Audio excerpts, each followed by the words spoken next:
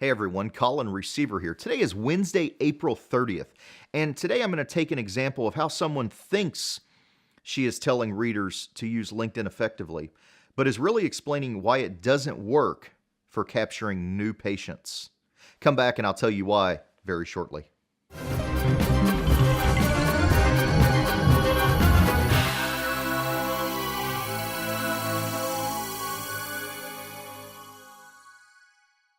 I recently read a blog about 5 tips on how to be successful with LinkedIn.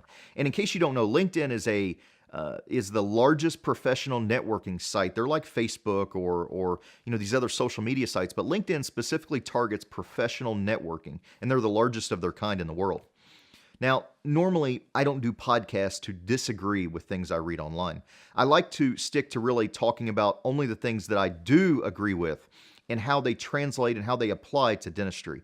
But today I came across an article and I was concerned that dentists will see articles like this and then be hoodwinked, with other marketing companies or tactics that you can use social media to attract new patients.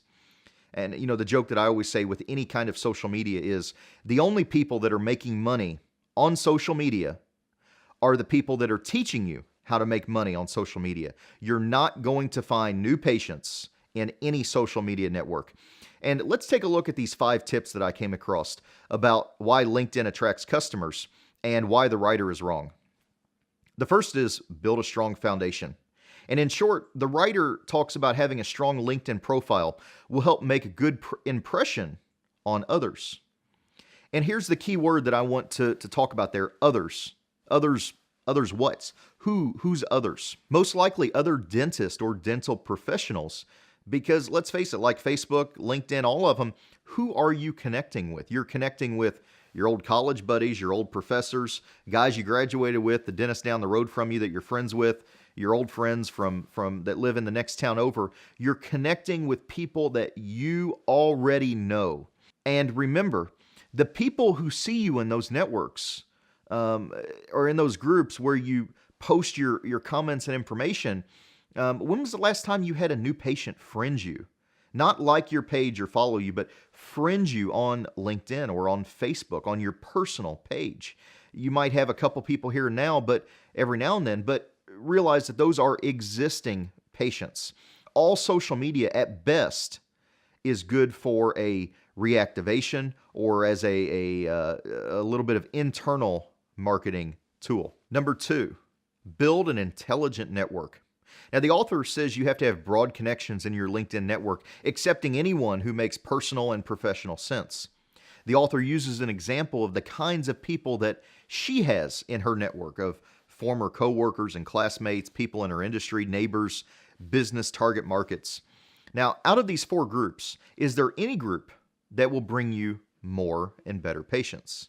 Target markets for dentists are patients who need the procedures that you want to perform. How would these patients find you, or would you find them via LinkedIn?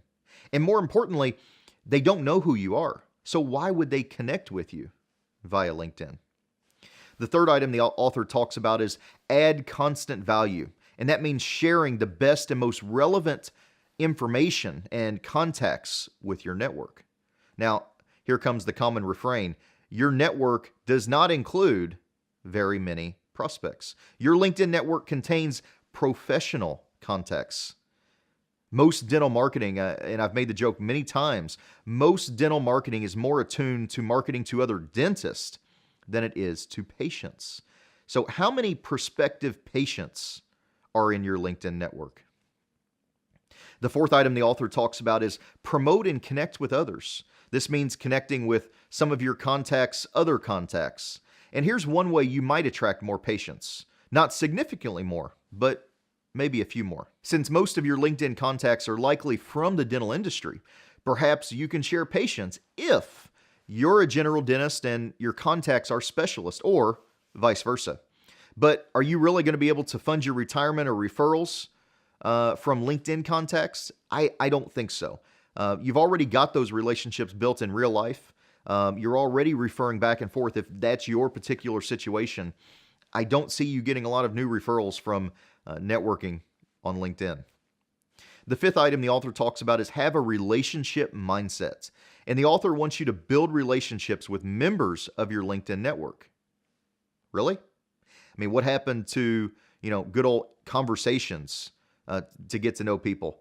But for the time that takes, will that really bring in a large enough number of patients, new patients, to make it worth the time and effort? I just don't see it. Boiling it all down, even adding your LinkedIn network and the networks of those in your network will not provide you with enough prospects to be worth your time investment in them. Realize that when you're looking at what do these social media networks really cost, it's not that I just have it out for them. It's that, it takes, if you look at what any person is telling you to do, 15 to 30 minutes a day. Some guys are hawking an hour a day on social media. Now, add up what that costs. Even if you delegate it to one of your staff, let's say it takes them 30 minutes a day, 5 days a week, that's 2.5 hours a week, times 50 weeks a year. Now we're up to 125 hours. What's the cost of that at an employee that's making $20 an hour, $15 an hour even? Free, and look at what they could have been doing. Look at what the cost of that is long term. We've got clients that have 5,000 or 10,000 contacts on social media, and they look at it and they go, Colin, what do I do with this? I go, I don't know. Offer some Zoom whitening specials. Throw some things up there on there. Put some discount deals. If you're wanting to offer some special promotions and you've spent your time or your staff's time building it, well, great, do that. But realize that with social media, one of the big proponents of social media often say, well, your patients will comment on your stuff and their friends will see it. And yeah, that's true. But realize there's certain conversations on social media that you have control over and certain ones that you have no control over and you can't even see.